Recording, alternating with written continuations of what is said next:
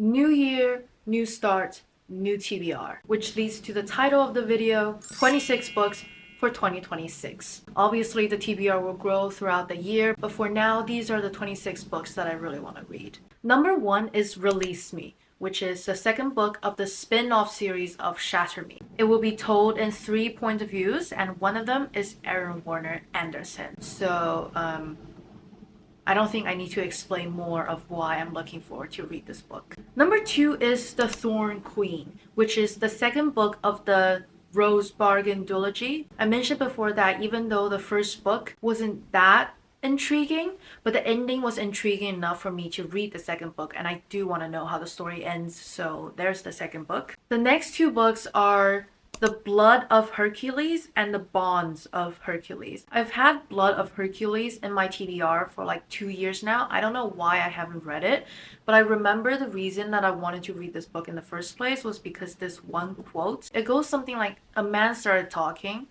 so I stopped listening." Snap.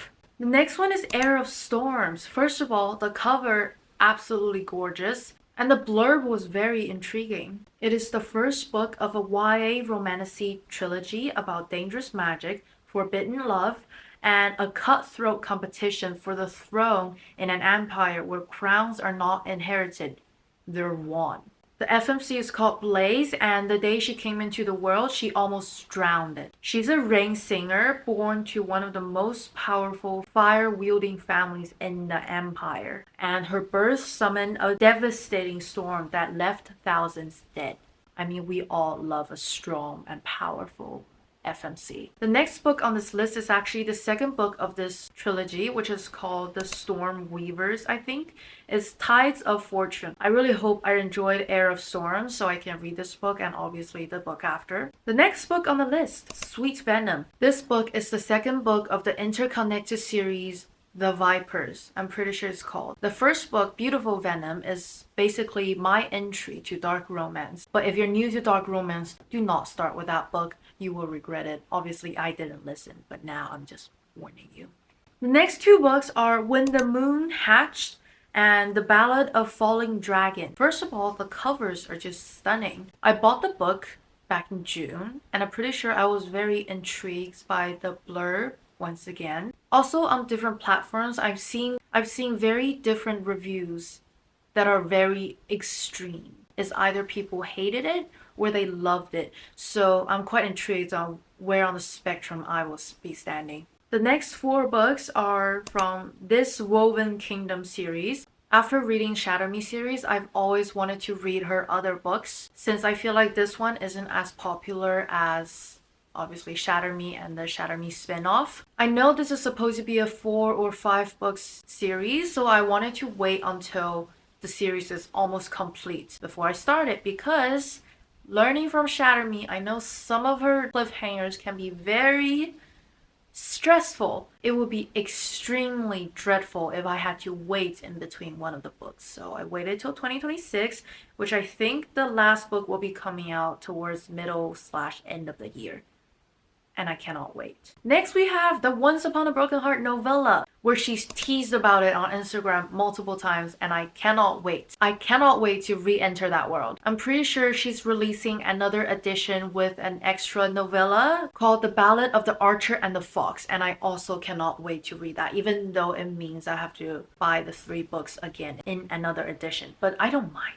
Wow, my wallet will be empty in 2026, but guys, we'll be fine. The next 2 books are the second and third book of the Wicked Game series. I enjoyed Phantasma thoroughly, and the second book came out last year, and she recently announced the third book, which I cannot wait to dive into. The next 2, we have Six of Crows duology. I really want to read that because the Shadow and Bone TV series is actually altered between the duology and the Shadow and Bone trilogy. So if I want to watch the TV series without spoiling this duology, I'll have to read this first. The next we have Shield of Sparrows duology. Shield of Sparrows is a slow burn, high stakes romantasy, perfect for fans of Sarah J. Maas and Rebecca Yarros. 2 of my favorite authors mentioned. How can I not read this series? But let's keep reading what Goodreads has to say. Where enemies become lovers, monsters stalk a cursed realm, and Forgotten Princess finds the strength to tear off her crown and become the warrior she was never meant to be.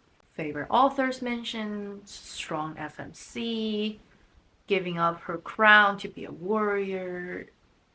Sold. 100% sold. And I'm not going to read the blurb of the second book because what if there are spoilers? The next one is The Swan's Daughter.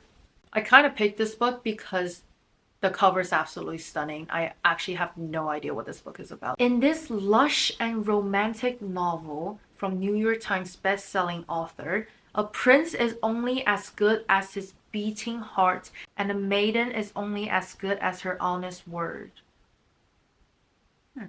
To find love is a curse. Prince Aris knows that marriage means murder. Oh. Okay. The majority of the people gave this book 4 stars, so I don't think it will be bad. The next one is 1Q84. This book was highly recommended by my English teacher. He gave this book to me as a leaving gift. A lot of teachers wrote messages in there, which is kind of cute. He said he's quite obsessed with this author's work after reading this trilogy. So I'm gonna give it a go. I think this one is a contemporary fiction with like fantasy elements.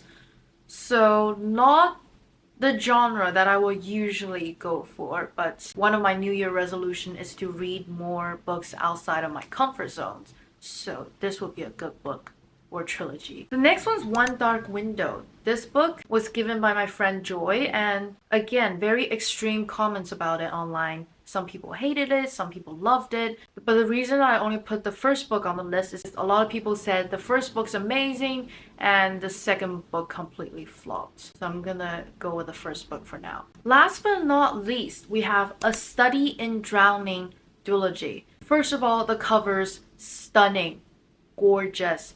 I have A Study in Drowning, which was gifted by my friend Cindy. And I heard this book was originally going to be a standalone, but because the first one was such a success, the author wrote another book. Cannot wait, because the cover is absolutely gorgeous. It will be really sad if the story isn't good. It is a YA dark academia fantasy. The last dark academia fantasy I've read was Catabasis, and I quite enjoyed the vibes, so I don't think I'll hate it, judging from the description. But I'm not gonna read the description out loud because I feel like I'm gonna binge pronounce every single name mentioned on here. So let's not go there. Hello guys, this is me editing the video and I just realized I missed a book, the one that I'm currently reading, A Curse Carved in Bone, which is the second book of a duology.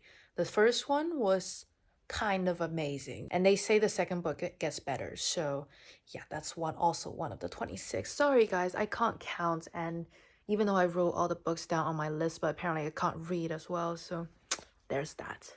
And those are the 26 books I've included in my 26 for 2026 list. Obviously, like I said, the TBR is gonna grow probably massively, but I'm gonna try to read all 26 of these and hopefully I'll enjoy every one of them. Question of the day: what's your reading goal of 2026, and did you complete your reading goal for 2025? For 2026, my reading goal is still 50 books, even though I didn't complete it last year, but I feel like this year I might be able to. If you want to see more daily life content, please follow my Instagram here, and I'll see you in my next video. Bye!